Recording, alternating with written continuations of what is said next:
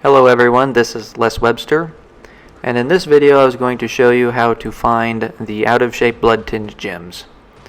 So if you're thinking about doing a Bloodtinge build, where you are going to take Bloodtinge up to 99 or however high you want it, most of your damage is going to be coming from blood damage. So there's a few weapons in the game that specialize in blood damage. The two most famous weapons are the Bloodletter and the Chikage.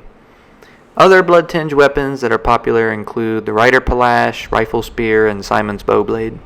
In fact, Simon's Bowblade is probably up there with the Chikage and the Bloodletter in terms of popularity at least. All three of those weapons are pretty good.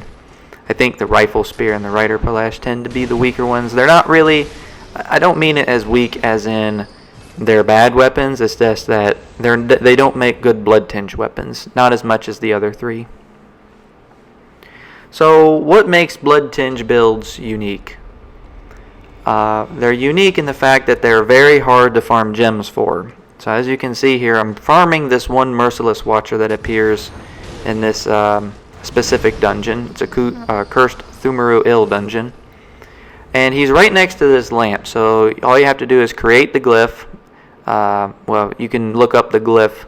It's a closed dungeon, so you have to know the glyph ahead of time. I'll put that in the description of the video. So you just go to the tombstone, you just type in the glyph, and then this dungeon will appear. And this is the very first bonfire, so you don't have to kill any bosses, which is nice. You just run to the bonfire, and then immediately to your right through this little door is this merciless watcher with the shotgun. And he regularly drops the Bloodtinge gems. He also drops warm gems, and there's a difference between the two. Now, unfortunately, he does not drop the proper shape. So the way that you want to build a Bloodtinge weapon is that for the 3 slots that you have, you want to get the Bloodtinge gem that drops out of shape. So what does out of shape mean? Every gem in the game has a certain shape that it tends to favor. So Bloodtinge gems typically drop in circle shapes. And the reason they do that is because your gun has a circle gem slot on it, so you would get the circle gem, you'd put it on your pistol or your hunter blunderbuss, and then you would just use that weapon with that gem. So they're very specific. However, every gem in the game, and I do mean every gem, has a small probability of dropping in a different shape than it otherwise normally drops as. So that means that these circle gems can drop as radials, they can drop as triangles, or even wanings. I don't believe they drop as droplets, though. I think droplets are kind of the odd man out. They don't behave the same as anyone else because they're droplets, right? They're typically shapeless. But whatever, it doesn't really matter. So the idea here is that you will farm this one watcher that appears here over and over and over again until he drops the out-of-shape Bloodtinge gem in the shape that you want. And unfortunately, this farm takes a really long time to do.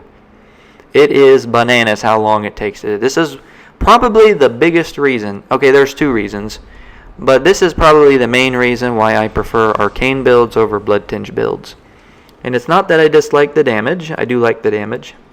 But the fact that if you want these 31% Bloodtinge gems, that you have to just drive yourself insane to try and get them. I did this today. I farmed until I got 1 today, and it took me maybe 45 minutes to get 1. It took me 45 minutes to get, and that's with maximum item discovery. So you can see I'm wearing the cauliflower head. I have all of my eye runes on, and I'm using a pretty good weapon. So you can see, I mean, the watchers have about 4,000 HP when you go to the depth 5 dungeons. So they're pretty tanky too. So you need some weapon that does great damage, like I'm using Ludwig's Holy Blade here, so that you can kill these guys quickly. Otherwise, it's going to take you forever. For a run, I can usually kill this guy twice in about 1 minute. And for about 100 runs with 99, hunter marks that I'm using as soon as I, kill him and get my item and bone back to the lamp, I can do this in about 30 minutes. And I feel like this took me longer than 30 minutes to do because just from what I remember, I'm not showing you all the footage that I have here. I'm going to zoom ahead to the very end so you can see what I got. But yeah, it took me, so that's the gem right there, Cursed Tamp Bloodtinge Gem 6. That's the one that you want, but it's a circle. So you want to get that in a different shape, and then whichever shape you get, you want to use that on a weapon, that has that shape in it. Thankfully, there aren't too many Bloodtinge weapons, so you don't have to keep farming. And again, you don't have to do this, but if you want the most amount of damage you can get from the Bloodtinge weapons, then you should do this, if you really want that extra damage. However, there is a gem better than the 31.5% Bloodtinge gems, and it's the 32.6 Bloodtinge gem that you get from the Merciless Watcher's boss fight in the Depth 5 FRC dungeons. I have yet to get this gem. It's super, super rare. I don't know how many times you have to kill it. I know that some YouTubers that have it said that they've probably killed the Watchers over 1,000 times to get that one gem, and I just don't have the patience for it. I mean, I guess I could do it, but it's like, why bother at this point? Most people just get the 31.5. I mean, you're not really going to miss that 3% in theory, and it's just going to take such a long time.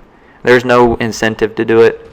You could get just as good of gems elsewhere, like maybe the Fool's Gem or the Poor Man Gems. At that point, just use the Poor Man Gems. You're going to be so good at the game at that point, it's not even going to matter.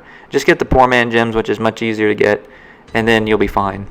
The Chikage is the only real exception, because when you use the blood trick mode, when you trick it into blood mode, it does drain your health. So it doesn't make sense to use the Fool's Gems or the Poor Man Gems for a tricked out Chikage. So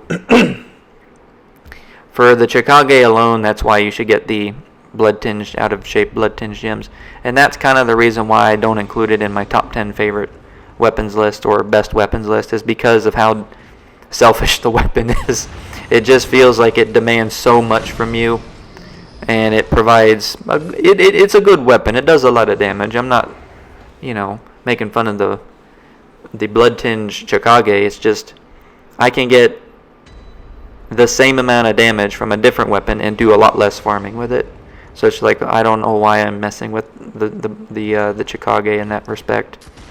But anyway, I'm going to leave you guys and come back at the very end, because as you can see here, it's been about 7.5 minutes, a little bit more than that, and I've yet to get this Bloodtinge gem. So I'm going to skip ahead here to the big payoff.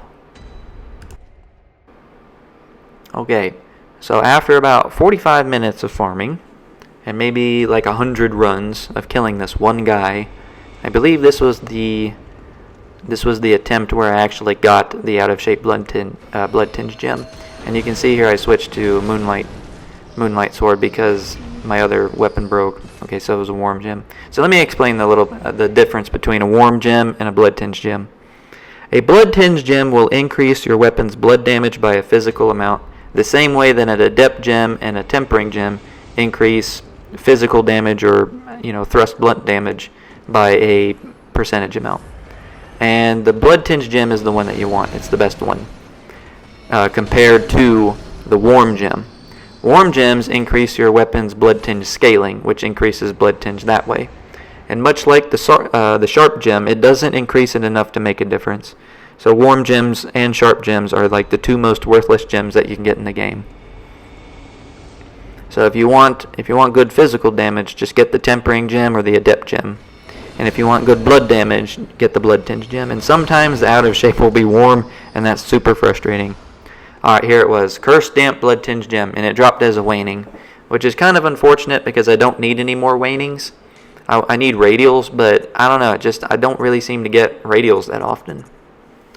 So anyway, up here you can see I have a couple damp Bloodtinge gems that I'm not using. You can see how good they are, about 30%. And the one that he dropped me, unfortunately, I believe was this one. It has the attack down curse, which goes to show you that you can spend 45 minutes, maybe an hour farming to get one Bloodtinge gem, and then this happens, and then it's worthless, and you have to start all over. Yeah.